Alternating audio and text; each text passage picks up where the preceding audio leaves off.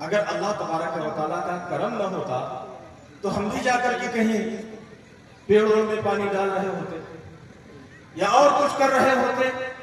یہ اس کا کرم ہے اور اس کی رحمت ہے کہ اس نے ہمیں اور آپ کو اپنی بارگاہ میں جھکنے والا بنایا. ہمارے سروں کو اس نے اپنے دربار شریف میں جھکنے کی توفیق عطا فرمائی, اپنا ماننے والا بنایا, اور پھر کرم بالائے کرم کہ اپنے پیارے محبوب کی امت میں پیدا فرمایا. پیارے آقا صلی اللہ علیہ وسلم کا امتی ہونا اور ان کی امت میں پیدا ہو جانا, یہ اپنے آپ میں اتنی بڑی فضیلت اور اتنی بڑی کرامت ہے کہ جس کرامت اور فضیلت کو حاصل کرنے کے لیے بعض انبیاء اور مرسلین تمنا کرتے رہے. اے میرے محترم, میں تھوڑی دیر آج آپ کی توجہ چاہتا ہوں کہ ہمارے پیارے آقا صلی اللہ علیہ وسلم جن کی امت میں اللہ نے ہم کو پیدا فرمایا ہے اور جن کا کلمہ پڑھنے والا بنایا ہے, جن کا نام لینے والا بنایا ہے, اس پیارے آقا کا مقام اللہ کی بارگاہ میں کیا ہے, اور اس پیارے آقا کی بارگاہ کی تعظیم و تکریم ہمیں اور آپ کو کیسی کرنی چاہیے, اس پیارے آقا سے ہمارا تعلق کس طرح کرنا چاہیے. سبحان اللہ. اے میرے محترم, اگر آپ قرآن کریم کا مطالعہ کریں, اگر قرآن کریم آپ پڑھیں تو قرآن کریم میں آپ کو ملے گا کہ اللہ تبارک و تعالیٰ کے جلیل القدر پیغمبر اولو العزم انبیاء کرام میں سے ہیں, اور انبیاء میں جن کا مقام ہمارے پیغمبر کے بعد سب سے اونچا ہے, حضرت ابراہیم علیہ السلام. قرآن کریم میں کثرت سے ان کا ذکر موجود ہے. حضرت ابراہیم علیہ السلام کا, حضرت ابراہیم علیہ السلام کی باتیں, ان کی نصیحتیں, اپنے قبیلے سے ان کا قطع تعلق, اللہ کے لیے سب کو چھوڑ دینا, بہت ساری باتیں ان کی قرآن کریم میں مذکور ہیں. وہی قرآن کریم میں ان کی بعض دعائیں بھی مذکور ہیں. قرآن کریم میں حضرت ابراہیم کی پوری زندگی نہیں ہے. زندگی میں جتنے الفاظ کہے سب نہیں ہیں, زندگی میں جتنے واقعات رونما ہوئے سب نہیں ہیں. قرآن میں بس بہت ہی منتخب ہے جو ان کی زندگی کے بہت اہم واقعات تھے, جو ان کی زندگی کی بڑی اہم باتیں تھیں. چند باتوں کو قرآن نے اپنے اندر رکھا ہوا ہے. اللہ تبارک و تعالیٰ نے چند باتوں کو رکھا ہے جو باتیں بہت زیادہ اہمیت کے حامل تھیں, اور جو باتیں اس امت کے لیے مشعل راہ تھیں. حضرت ابراہیم علیہ السلام نے اپنے رب کی بارگاہ میں متعدد دعائیں کی. دعا کرتے کرتے کہتے ہیں وَلَا تُخْزِنِي يَوْمَ يُبْعَثُونَ يَوْمَ لَا يَنفَعُ مَالٌ وَلَا بَنُونَ.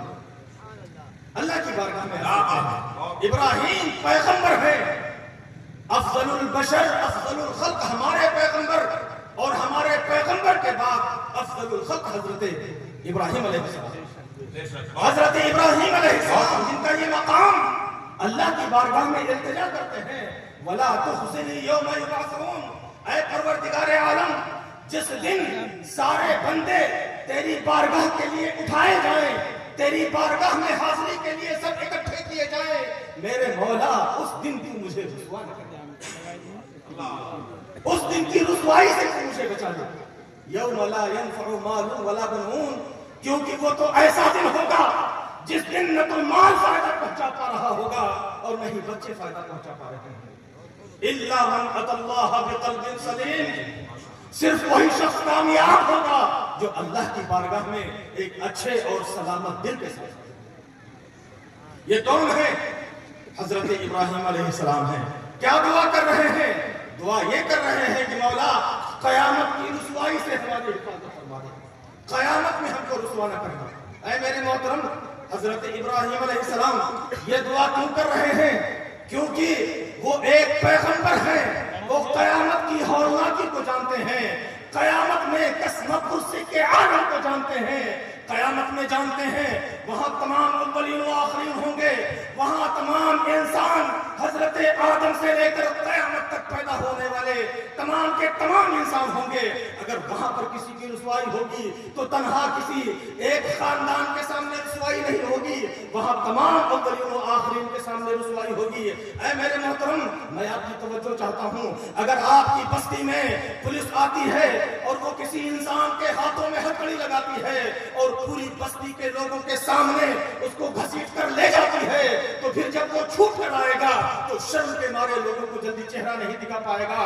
اگر پولیس نے لے جاتے ہوئے 4-6 لاٹھیاں رسید کر دی تو اگر غیرت مند انسان ہے تو جلدی کسی کے سامنے اس کا چہرہ نہیں اٹھ پائے گا، شرم کے مارے پانی پانی ہوگا، وہ جلدی لوگوں کا سامنا نہیں کر پائے گا۔ چند لوگوں کے سامنے رسوائی کا سامنا ہوا، چند لوگوں کے سامنے ہاتھوں میں ہتھکڑی لگی، چند لوگوں کے سامنے پیٹھ پر چند ڈنڈے پڑے، لیکن عالم یہ ہے کہ اب اتنی رسوائی محسوس کر رہا ہے کہ جلدی لوگوں کا سامنا نہیں کر پا رہا ہے۔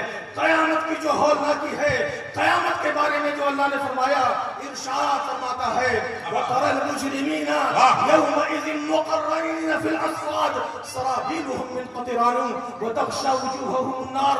پروردگار عالم ارشاد فرماتا ہے کہ جب قیامت کا منظر ہوگا، تَرَى الْمُجْرِمِينَ يَوْمَئِذٍ مُقَرَّنِينَ فِي الْأَصْفَادِ، اس دن جو مجرم ہوں گے تم ان کو اس حال میں دیکھو گے کہ ان کے ہاتھوں میں ہتھکڑیاں لگی ہوئی۔ قیامت میں جو مجرم ہوگا اس کے ہاتھوں میں پیروں میں ہتھکڑیاں اور بیڑیاں پڑی ہوں گی۔ مقرنین فی الاسفاد، قرآن نے کہا ابراہیم جانتے ہیں کہ قیامت کی رسوائی یہ ایک چھوٹی سی بستی میں رسوائی نہیں ہے، ایک ملک کے اندر رسوائی نہیں ہے، ایک عہد کی رسوائی نہیں ہے، بلکہ تمام اولین و آخرین کے سامنے رسوائی ہے۔ اے میرے محترم، حضرت ابراہیم علیہ السلام خلیل اللہ ہے، تمام انبیاء میں میرے مصطفیٰ کے پاس سب سے اونچا مقام۔ وہ اللہ کی بارگاہ میں التجا کرتے ہیں وَلَا تُخْزِنِي يَوْمَ يُبْعَثُونَ، اے میرے پروردگار قیامت کے دن تو مجھے رسوا نہ فرما۔ اے میرے محترم، یہ خلیل اللہ ہے، اب میں مرتبے میں مقارنہ نہیں کر رہا ہوں، بس آپ کی توجہ چاہتا ہوں، اور پیارے آقا نے کی امت میں اللہ نے آپ کو پیدا فرمایا ہے، مصطفیٰ جان رحمت کا غلام بنایا ہے، یہ اپنے آپ میں کتنا قیمتی ہے، یہ اپنے آپ میں کتنی اہمیت کا حامل ہے، میں اس طرف آپ کی توجہ لے جانا چاہتا ہوں۔ حضرت ابراہیم علیہ السلام، اے پروردگار رسوائی سے بچا دے۔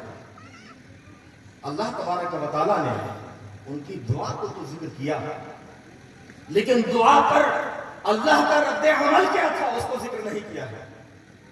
حضرت ابراہیم نے دعا کی کہ اللہ مجھے رسوائی سے بچا لے، اس دن نہ تو مال فائدہ دے گا نہ تو اولاد فائدہ دے گی۔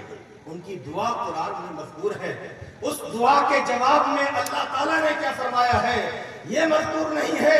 اے میرے محترم، میں آپ کی توجہ چاہتا ہوں، جب ہمارے پیارے پیغمبر صلی اللہ علیہ وسلم کی بات آئی، جب پیارے آقا کا قرآن میں تذکرہ کیا گیا، اور جب محبوب سے اللہ باتیں فرما رہا ہے، محبوب کو تسلیاں دے رہا ہے، محبوب کو مطمئن کر رہا ہے، تو مطمئن کرتے کرتے ارشاد فرماتا ہے یوم لا یخزی اللہ النبی والذین آمنوا معہ نورهم یسعی بین ایدیہم۔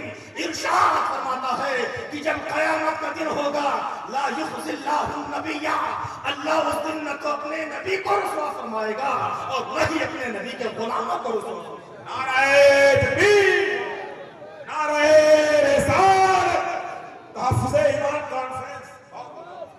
بہت خوب، اے میرے محترم، اللہ فرماتا ہے لا یخزی اللہ النبی والذین آمنوا معہ، نہ اللہ نبی کو رسوا کرے گا اور نہ ہی ان لوگوں کو جو نبی کے ساتھ ایمان لائے، نبی کا جنہوں نے کلمہ پڑھا، جو نبی کے امتی ہوئے، جو نبی سے محبت کرتے رہے۔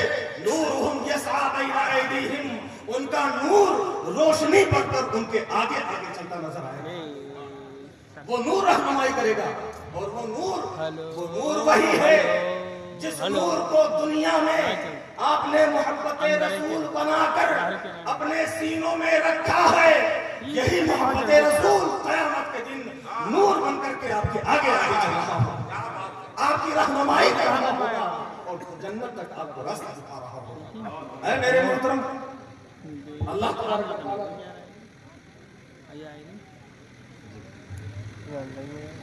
اللہ تبارک و تعالیٰ نے اپنا کرم فرمایا، اس پیارے پیغمبر کا امتی بنایا۔ اے میرے بھائی، اللہ کا شکر قیامت تک ادا کرو۔ قیامت تک اگر زندگی مل جائے اور قیامت تک سجدے میں سر رکھ کر غلام